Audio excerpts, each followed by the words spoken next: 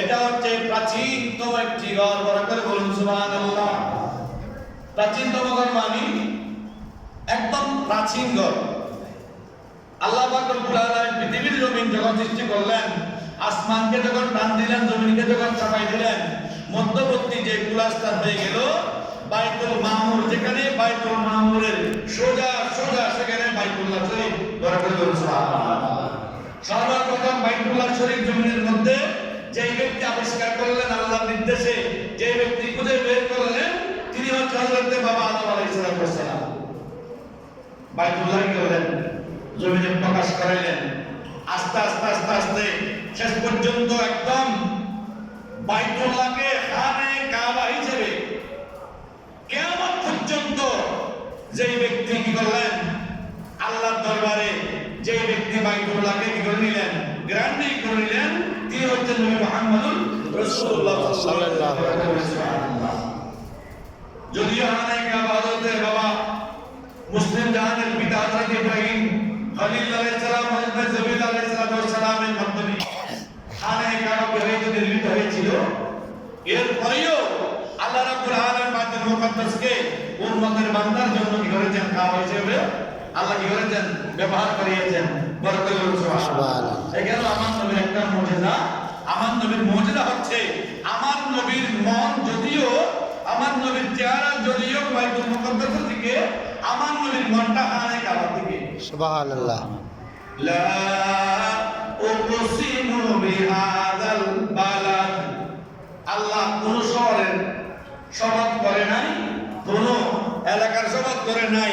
আল্লাহ বলতেন রাসূল এই বেলাদ মানে এই জায়গার শপথ, এইখানে কাবা মক্কা শরীফ যেখানে, এই জায়গার শপথ।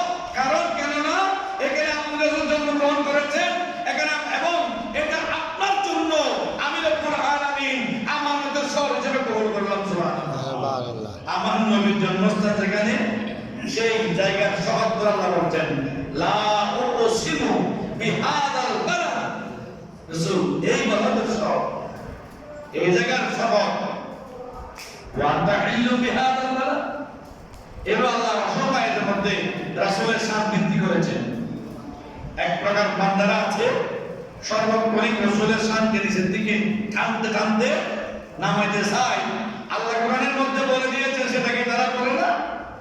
ওয়া রাফা'না লাকা যিকরাক, রাসূল আমি আপনার শান, আপনার মান, আপনার তাজিম, আপনার জিকির, আপনার ইজ্জত, আপনার হুরমত, আপনার প্রাধান্যকে আমি রব্বুল আলামিন কিয়ামত পর্যন্ত বাড়াই দিলাম। সুবহানাল্লাহ।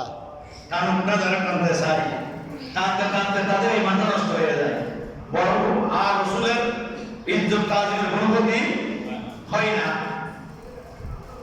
এজন্য আল্লাহ রাব্বুল আলামিন বলছেন, ও আল্লাহর হাবিব, খানে কাবা এমন একটা জায়গা, যে জায়গাটা আপনি রাসূল নামাজ পড়ছেন বাইতুল মুকাদ্দাসের দিকে, আপনার নজর হয়েছেন আমি আল্লাহর আরশের দিকে। আমি আল্লাহ আর সহ্য করতে পারলাম না, আপনার রাজামন্ত্রীর জন্য, আপনার সন্তুষ্টির জন্য, আপনার খুশির জন্য বাইতুল মুকাদ্দাসকে এদিকে ফেলে দিয়ে খানে কাবাকে আপনার কাবা হিসেবে মনোনীত করে দিলাম। সুবহানাল্লাহ। এজন্য খানে কাবায় নামাজ পড়লে এক রাকাতে 1 লক্ষ রাকাতের সওয়াব। সুবহানাল্লাহ। বাইতুল মুকাদ্দাসে নামাজ পড়লে এক রাকাতে কত? 25। কত? মদিনা শরীফে বা মসজিদে নববীর মধ্যে এক রাকাতে 50। এক রাকাতে 50,000 রাকাতের সওয়াব। তাহলে 1,50,000 ওখানে আল্লাহ হাবিব বলেছেন, হাজা আল্লাহ হাবিব বলেছেন আল মসজিদ বাইতুল্লাহ মসজিদ আল্লাহর ঘর, কিন্তু যখন মসজিদে নববীর কথা বলতে লাগলেন, রাসূল বললেন ওয়া মাসজিদি হাযা, এটা আমার মসজিদ। সুবহানাল্লাহ বলুন। সুবহানাল্লাহ। এটা আমার মসজিদ। ওয়াল মসজিদুল্লাহ বলা নাই, এজন্য ওটার নাম হচ্ছে মসজিদে নববী, রাসূলের মসজিদ। এটা সুবহানাল্লাহ। সুবহানাল্লাহ। হারাম কয়টা? দুইটা, একটা মক্কা শহর হারাম, একটা মসজিদে নববী শহর হারাম। সুবহানাল্লাহ। এখানে অনেক বড় একটা ইমতিহান পরীক্ষা আছে। আকীদার ভয়েস, আকীদার কথা বলে অনেকে বলে ইনকিলাব বলতে, নামাজ রোজা কথা বলতে পারে না। নামাজ রোজা করে কি লাভ হবে যদি আকীদা ঠিক না থাকে? নামাজ রোজা দিয়ে কি হবে যদি ঈমান না থাকে? দাড়ি তো রবীন্দ্রনাথ ঠাকুরও রাখছিল, সেকে সুন্নত পালন করছে? সেকে তো সুন্নত পালন করছে না। অনেক ব্যক্তিরা দাড়ি রাখে, সেখানে মুসলমান নয়, কিন্তু তার মাধ্যমে সুন্নত পালন হবে না। ঈমান ব্যতীত নামাজ হবে না, ঈমান ব্যতীত সুন্নত পালন হবে না। এই জন্য আল্লাহ নবী বলেছেন এটা আমি নবীর মসজিদ। ও মসজিদুল্লাহ বলে নাই, রাসূলুল্লাহ নিজের মসজিদ বলেছেন। এই মসজিদে আসো, নামাজ পড়ো, এক রাকাতে 50 রাকাতের সওয়াব দেওয়া হবে। সুবহানাল্লাহ। সারা দুনিয়া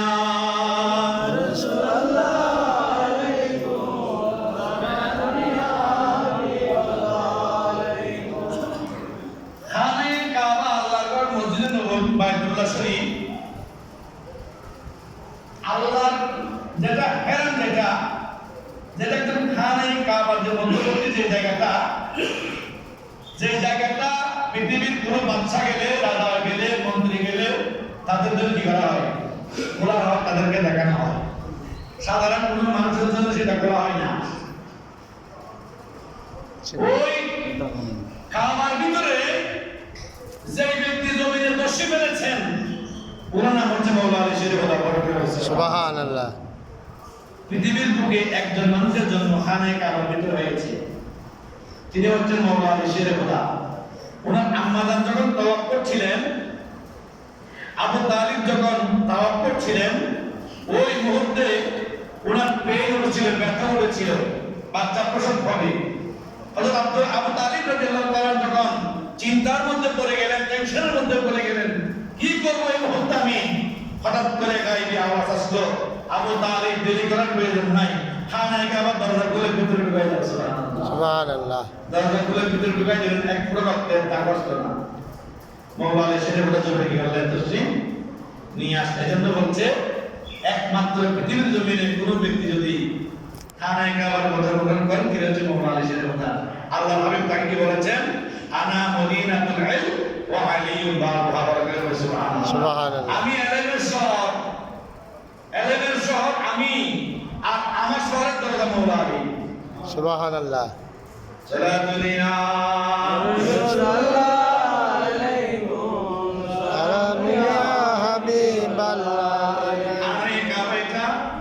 বান্দার জন্য বরকতের স্থান।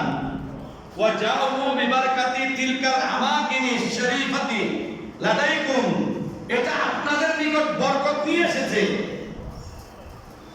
লক্ষ লক্ষ টাকার মালিক, কোটি কোটি টাকার মালিক হজ করে না,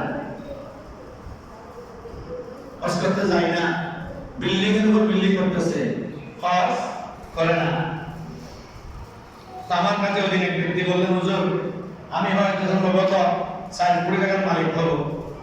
কয় কোটি? 4 কোটি টাকার মালিক হবো আমি সম্ভবত। আমি বললাম যে আপনি যেদিন মালিক হবেন, টাকা হাতে আসবে, ওই দিন সপরিবারে হজ করার জন্য এন্ট্রি করা ফেলবেন, তাহলে আপনার টাকাটা দিন একত্র হয়ে যাবে। সুবহানাল্লাহ বলেন না? এখন তো অনেক ছেলে সন্তান আছে, মা বাবার কাছ থেকে লক্ষ লক্ষ টাকার সম্পদ পাই, মা বাবার জন্য একটা মুরগিও জবাই করে না, একটা ফাতিহাও করেন। এখন তো ফাতিহার বিরুদ্ধে মানুষ বাইরে গেছে, অত ফাতিহার দরকার নাই। এক সময় মানুষ সমাজের মধ্যে এমন ছিল, এক জায়গার মানুষ অন্য জায়গায় আসতো, সমাজের মধ্যে একটু দাওয়াত থাকতো, একটু মেহমানদারি হতো, একটু চা নাস্তার ব্যবস্থা হতো, একটু গরু জবাই করে তাদেরকে খাবার দাবার খাওয়ানো হতো। কিন্তু এমন একটা পরিস্থিতি এখন, একজন আরেকজনকে খাবার দাবার তো দূরের কথা, একদল আরেকদলকে দাওয়াত পর্যন্ত দেয় না। কি বলে? মানে হাদিসের মধ্যে নাই, মেজবানি দেওয়াটা হাদিসের মধ্যে নাই, সাইদিনা করার নাম নাই, 40 করার নাম নাই, ওই মিলাদ করার নাম নাই, ওই উরস করার নাম নাই। এটা বলে বলে সমাজের মধ্যে বিভ্রান্ত সৃষ্টি করে দিচ্ছে, সমাজের মধ্যে বিভ্রান্ত সৃষ্টি করে মানবদেরকে একটা কায়দার মধ্যে ফেলে দিচ্ছে। বাপ বলতেছে সন্তান বয়ে বাবার বাদে করতে পারতেছে না, ইচ্ছা করতেছে কিন্তু আবার বাদে করাই, কিন্তু পারছে না।